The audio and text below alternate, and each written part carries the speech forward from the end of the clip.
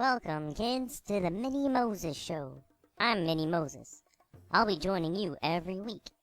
I'll share with you some interesting facts about the world during the time of Moses, and you'll meet some of my friends during the Bible joke of the day.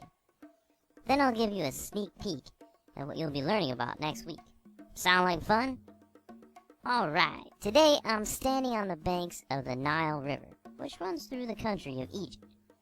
Did you know that the Nile is the longest river in the world? It's 4,184 miles long. Now that's a swim.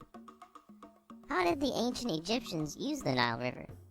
The Nile River has played an extremely important role in the civilization, life, and history of the Egyptian nation.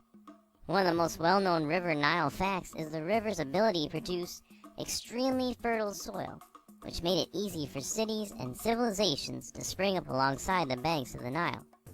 The fertile soil is contributed by the annual spring floods, when the Nile River overflows onto the banks.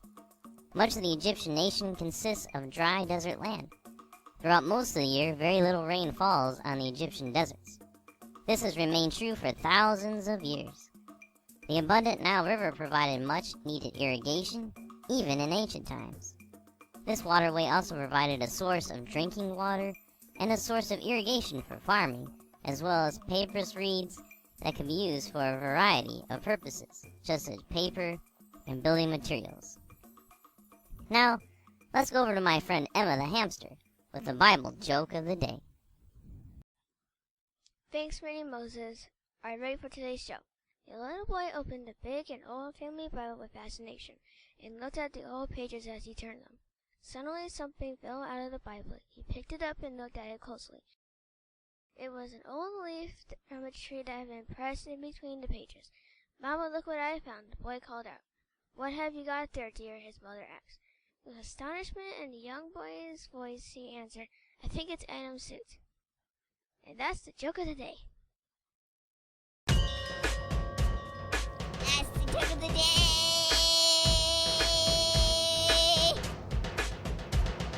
Mini Moses. Thanks, Emma. Now it's time to talk about next week's lesson. Next week you will learn about how the real Moses was born and how he survived the Pharaoh's evil schemes against the Israelites. Then you'll learn about when Moses grew up and got himself into trouble by killing an Egyptian. Not a good idea.